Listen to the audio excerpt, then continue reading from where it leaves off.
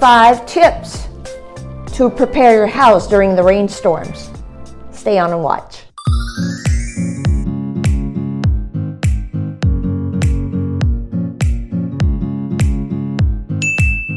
If you find the content of our videos valuable, you want to hit subscribe and the bell notification so you don't keep missing these great videos. And thanks for your support, for liking, for commenting, for replying back. It helps our video to get out there to serve many more eyeballs. Tip number 1, check your gutters. Make sure you don't have vegetation, branches, mushrooms, all kinds of stuff growing in your gutters. The worst thing you can do to your gutters, we gotta love our gutters, you see, because when we have heavy downpours like we've been having, when the gutters are full, it's forcing the water to stay on the roof instead of the use of what the gutters are meant to do, which is to drain the water down. So now you're getting the waters being pushed and staying on the roof, and sometimes even pushed into the house. Clean your gutters. It's worth it.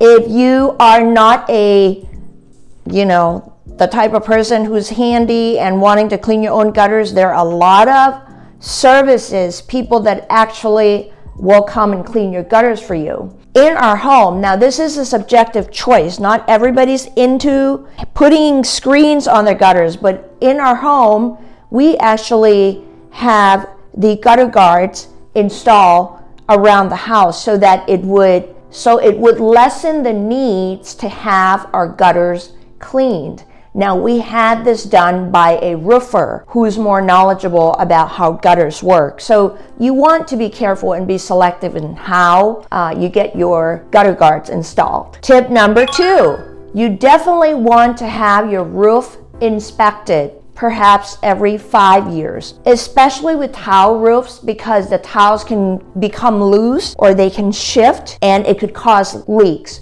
Like we have had our roof inspected, right, about 4 or 5 years ago when we moved into this home. I don't remember exactly how many years. At any rate, we started experiencing some leak and we had the roofer come out, and sure enough, there was a part that deteriorated from the time that we bought it. The tile has shifted or it wasn't done right or something. So anyway, the roofer had to come in and make that right because we were noticing slight leak coming into the garage and we were trying to figure out what that was. So it's really important.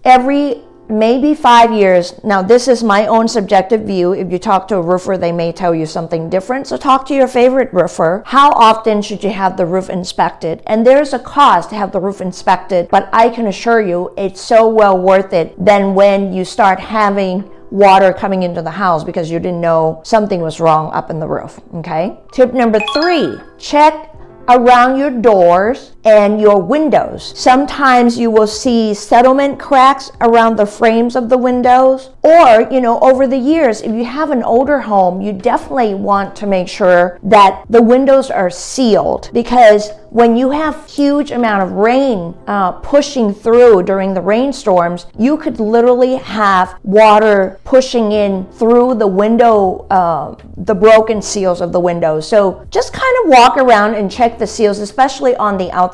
The inside is hard to tell, but on the outside, sometimes you can kind of tell. And if you have settlement cracks type thing, you should get them sealed. Tip number 4, check your fences.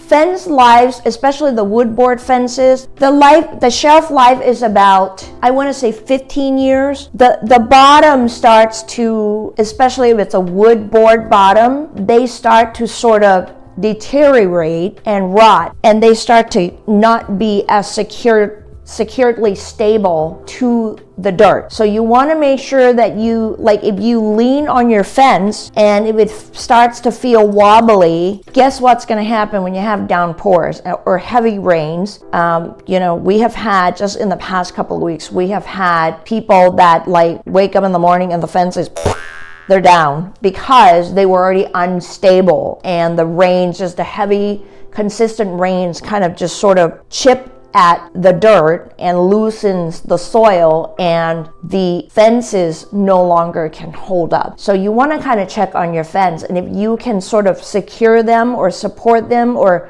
brace them in some way, especially during the rainstorms. That's going to be a huge help. And then maybe you could tighten the dirt, or, you know, kind of re-impact the dirt after the rains have stopped. Tip number 5, don't you love those mature trees? They provide shade. They give the aesthetic of the neighborhood being established because of the mature trees. Well, you also want to love on your trees. You want to make sure that some of those trunks are not, have not gone shallow, or they're just rotted out, but they're just, dangling off the main trunk of the tree. Why? Because you don't want to wake up the next morning or be woken up in the middle of the night with a huge thud sound of the tree limb on your roof. That could cause damage to your roof. Now you're going to have to get somebody to come and remove the dead limbs of the tree or cut down the whole tree. So that's something you could inspect by just walking around your home and inspect and see what trees might seem a little weak, and the branches may come off. And again, you don't want that to damage your roof or the cars parked on the street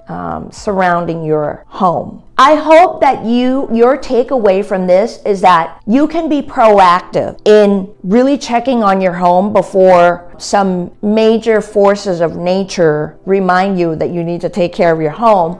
Pre-inspection, walking around, looking at the condition of those 5 things that I mentioned could prevent bigger damages and more costly damages that don't need to happen. Deferred maintenance is relative. You can keep deferring the maintenance, but at some point you're going to need to address them. Believe me, in the work that I do, I've seen major damages in properties that could have probably been prevented if proactive visual inspection, even by the homeowner, would be done prior. A lot of times life gets really busy and we just come home and we just want to sit on the couch. And believe you and me, I have had those days when I just want to sit on the couch and not do anything. But at some point when it's sunny out, the birds are chirping, the sky's beautiful, sun is out, you might want to just get out there and just kind of walk around the house and give it a little love and inspection, so that you don't end up having to spend more money repairing other damages that these things could have caused. I hope this is helpful to you. Any questions, any recommendations? If you're in our local area,